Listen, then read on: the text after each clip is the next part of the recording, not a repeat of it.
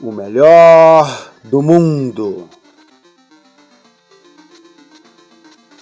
Curta, comente, compartilhe e salve. Esta é uma produção O melhor do mundo. Aristóteles. Um dia, em meados do verão do ano de 366 a.C., apresentou-se um jovem para matricular-se na Academia de Platão. Vinha da cidade macedônica de Estagira, o oeste selvagem do mundo ateniense. Sem embargo, nada havia de vaqueiro no guapo rapaz. Era a imagem perfeita do requinte, pois fora educado num ambiente de cultura. O pai, já falecido, fora médico na corte de Amintas, o rei da Macedônia e avô de Alexandre o Grande.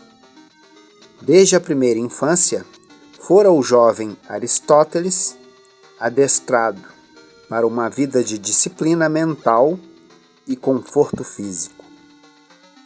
Sua chegada à academia provocou sensação entre os demais estudantes, porque se tratava de uma aristocracia dos aristocratas, afável, bizarro, gracioso, de voz branda, dedicado, polido, modelo de homem, proceder e elegância no trajar.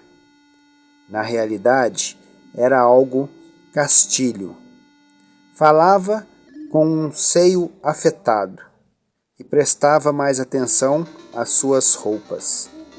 Como se queixava Platão, do que convinha a alguém que amasse sinceramente a sabedoria. Evidenciava, contudo, aptidões intelectuais incrivelmente variadas. Parecia quase impossível um só espírito estar aberto a tantas facetas do conhecimento. Política, drama, poesia, física, medicina, psicologia, história, lógica, astronomia, ética, história natural, matemática, retórica, biologia. Eram estes alguns pratos apenas do variadíssimo banquete com o qual procurava o jovem Aristóteles, estudante, alimentar o seu voraz apetite de saber. De certa feita, observou Platão que a sua academia se compunha de duas partes: o corpo de seus estudantes e o cérebro de Aristóteles. Como era de esperar, o maior mestre e o estudante mais insigne de Atenas não poderiam continuar juntos. Quando um grego se encontra com outro, especialmente num nível de igualdade mental, o choque torna-se eminente. O jovem e o velho filósofo disputavam a miúde, se bem que mutuamente se adorassem. Ao morrer, Platão, no ano de 347 a.C., tinha Aristóteles 37 anos de idade. Esperava justamente ser escolhido como sucessor de Platão na presidência da academia. Todavia, foi decepcionado.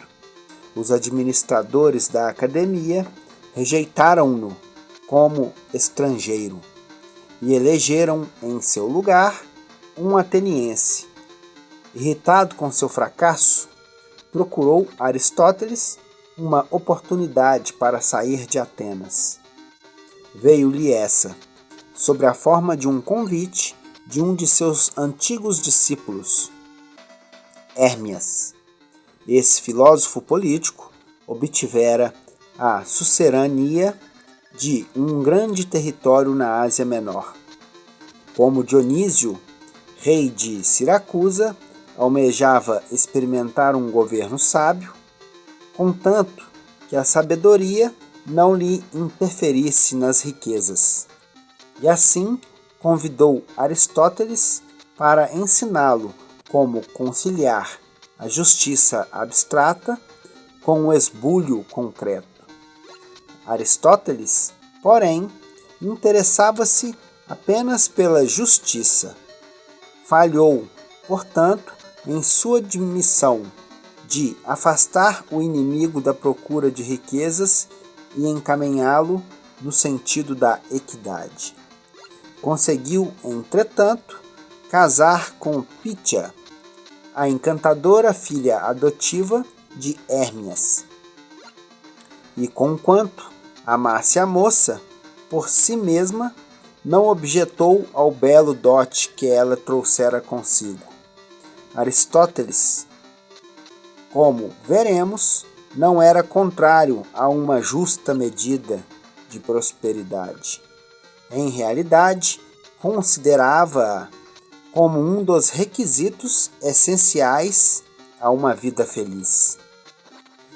Casou com Pitia, entregou o seu dinheiro e passou a lua de mel a catar conchinhas no mar para seus estudos científicos.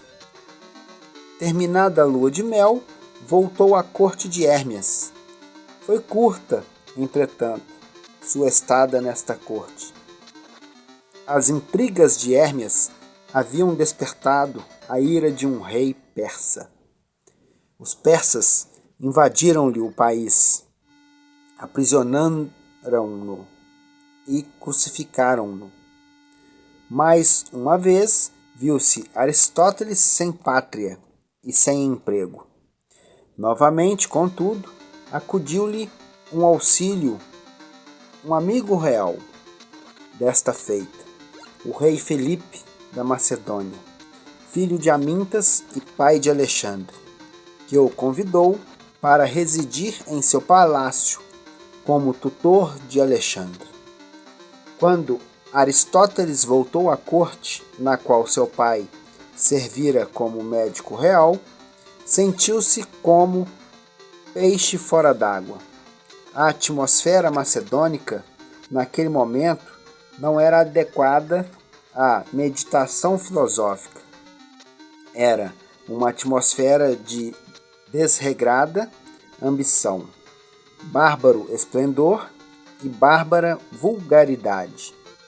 O rei Felipe era o homem de inteligência superior, mas de baixa educação. Usava de uma linguagem erriçada, de erros gramaticais.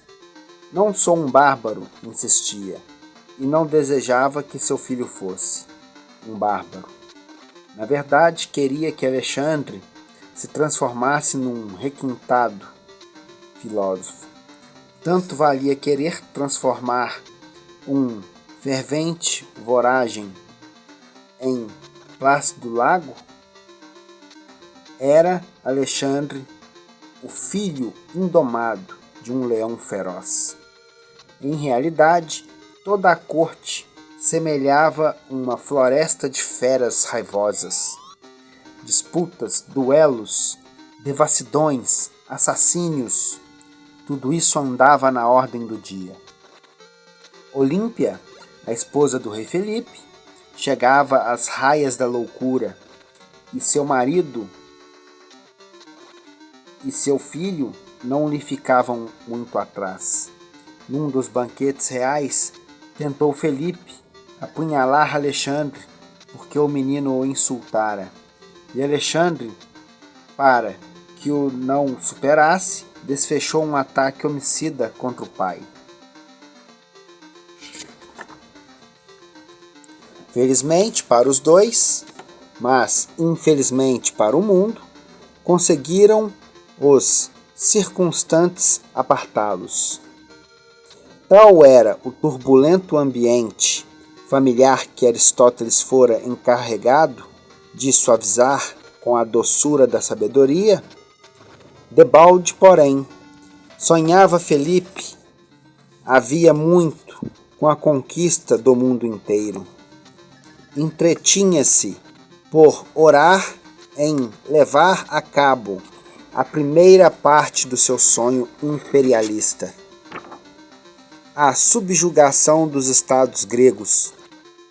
A todos apresentou uma política de apaziguamento, e quando os estados gregos, como os estados europeus em 1938 e 40, se embalaram numa falsa sensação de segurança à vista de suas promessas sinceras, engoliu-os um a um, mas em meio a um triunfo foi assassinado, e Alexandre, o pupilo de Aristóteles, abandonou a filosofia teórica do mestre pelos sonhos práticos do pai.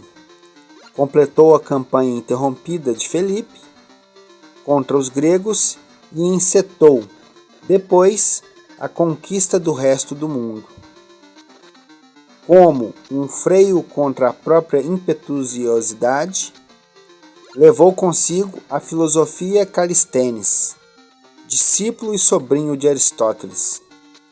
Calistênis, todavia, não logrou pôr termo à impetuosidade de Alexandre. Ao contrário, Alexandre pôs termo à vida de Calistênis, enfurecido ante a recusa do jovem em considerá-lo como um deus. Ordenou que Calistênis fosse enforcado. Viu-se de novo Aristóteles entregue aos próprios recursos. Fora a Macedônia em busca da glória política. Como político, regressava agora, mas triste a Atenas, mais sábio como filósofo. Fartara-se da vida prática. Daquele momento em diante, devotaria-se ao estudo. Por felicidade, estava em situação de mergulhar profundamente em seus estudos.